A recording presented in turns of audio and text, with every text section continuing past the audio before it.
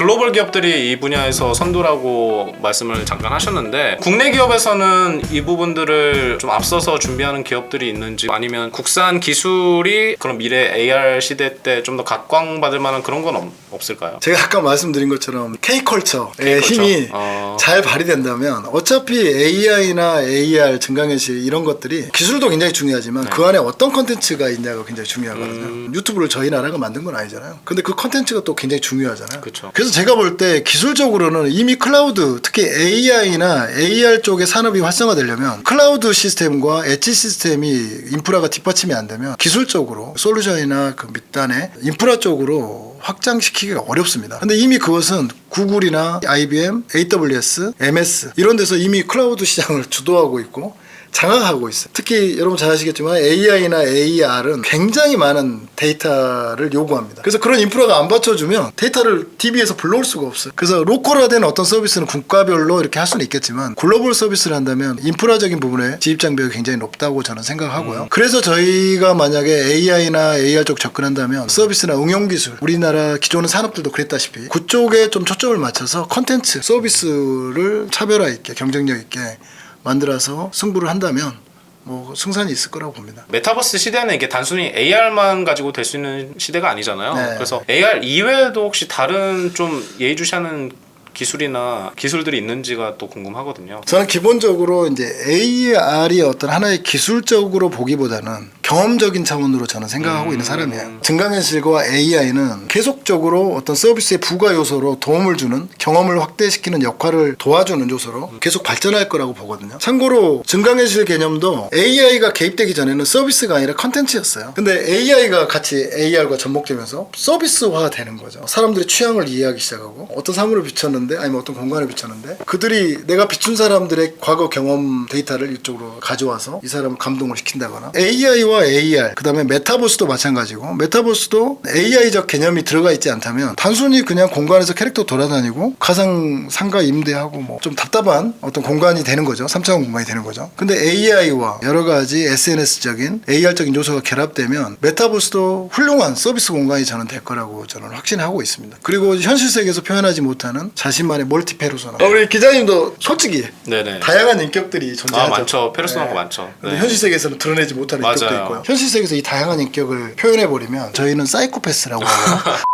근데 과거의 가상세계와 지금의 가상 메타버스는 좀 다른데 이전의 가상세계는 내가 그 가상세계 안에 들어가서 1차원적인 욕구는 좀 누렸어요. 나와 다른 페르소나로 좀 살아보는 거죠. 그런 대리만족을 느꼈는데 지금의 메타버스라는 개념은 그런 가상세계의 어떤 1차원적 경험이 아니죠. 1차원적인 경험이 아니라 가상 월드 안에 들어가서 내가 다른 페르소나로 살면서 거기서 오는 여러 가지 활동으로 인한 보상들 이런 것들이 현실의 재화와 연결이 됩니다. 현실의 어떤 가치와 연결이 돼서 현실에서도 내가 부자가 될 수도 있는 거예요. 가상의 활동 자체가. 그게 또 가능하게 했던 기술들이 NFT나 블록체인 기술을 통해서 디지털 자산들을 어떻게 보면 소유할 수 있는 이게 가상에 있다가 현실로 오면 제 원래 페르소나로 와야 되는데 그게 좀 혼란이 있을 것 같기도 하네요. 긍정적인 요인이 더 많다고 보는 사람이에요. 우리 회사의 어떤 우리 크루원들도 보면 진짜 말없이 사회관계가 약간 좀 미숙한 친구들도 있거든요. 만약에 가상세계가 없다면 이 사람들은 평생 외롭게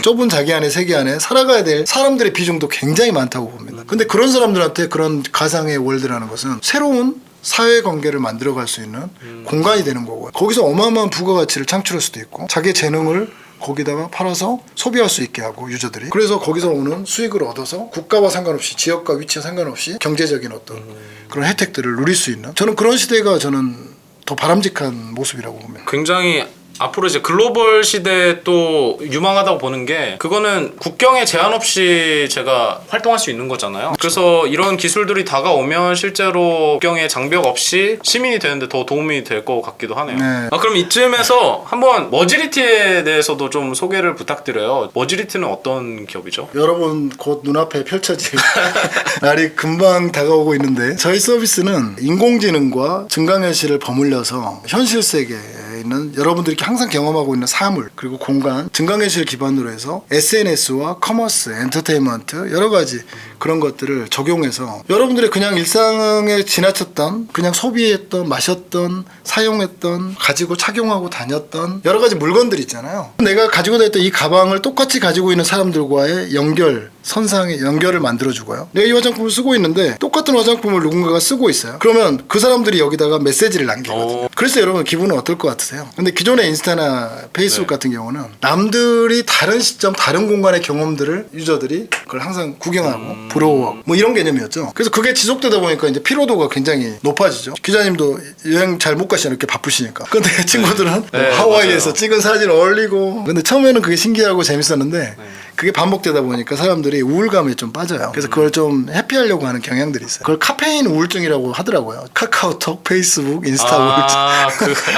항상 남의 걸 이렇게 구경하면서 느끼는 피로도가 있거든요. 엿보기에 재미도 있지만. 근데 저희 모지라는 서비스는 내가 지금 경험하고 있는 어떤 것에 다른 사람들의 경험을 공유하고 커뮤니티가 되는 거죠. 쉽게 이야기를 해볼까요? 이 종이컵은 네트워크 선이 연결되어 있지 않죠. 사물인 거죠. 예를 들어서 여기에 블랙핑크 제니 사진이 박혀있는 굿즈 상품이라고 해볼게요. 네. 유저들한테 이걸 팔았습니다. 이거 팔았으면 이건 기존에 그냥 이거 컵 팔고 말았잖아요. 매출이고. 네. 근데 네트워크 선도 없고 디스플레이도 없는 것이 모지라는 서비스를 이용하면 연결되어 있습니다. 회사와.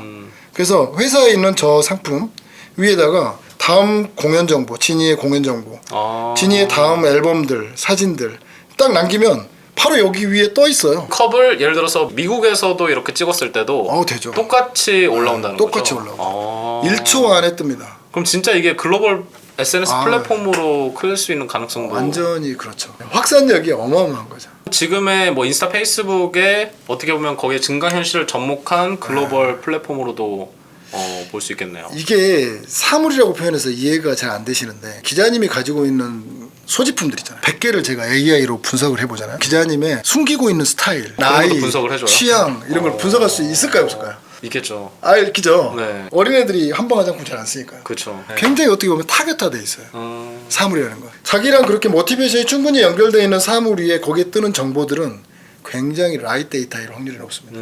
또 기술이 또 뒷받침돼야 되잖아요. 왜냐하면 이게 사물이 굉장히 같은 사물이라고 하더라도 모습도 다르고 그걸 매번 똑같은 사물이라 인식하는 그 기술력도 고난이도의 기술이라고 저는 보는데 그 기술을 어떻게 지금 세계 최고의 수준의 기술인 거죠. 저희가 구글의 개발자보다 개발을 잘할 수는 없지만 관점 자체가 굉장히 혁신적이고 그들이 하지 않고 있는 다른 행위의 어떤 개발을 하고 있는 거죠. 근데 거기서 핵심 기술이 뭐냐면 기존의 증강현실을 회사에서 만들어줬어야 됐어요. 사이다에다 남기려면 또 그 회사에서 가져가서 AR 회사가 이걸 학습시켜서 남겼어야 됐죠. 근데 저희는 이걸 완전 혁신적으로 개선을 했습니다. 전 세계 누구나 휴지를 구겨서 거기 위에다 오늘 팀장님한테 구겨졌어 메시지를 남기고 그게 어떤 사물이든 빅데이터가 없는 상태에서도 유저들이 AR을 즉시 생성해 버릴 수 있는 기술이에요. 그러니까 AR을 완전 대중화시켜 버린 거예요. 이게 굉장히 어려운 기술이에요. 마지막 질문으로 앞으로의 이제 계획이나 목표가 있으시다면 12월에 드디어 우리가 그동안 주기차게 고집스럽게 준비해왔던 야망차게 준비해왔던 모지라는 서비스가 12월에 오픈이 됩니다. 그리고 곧이어 바로 다음 달 1월 초에 라스베가스에 있는 CES에 한국관이 아닌 저희 단독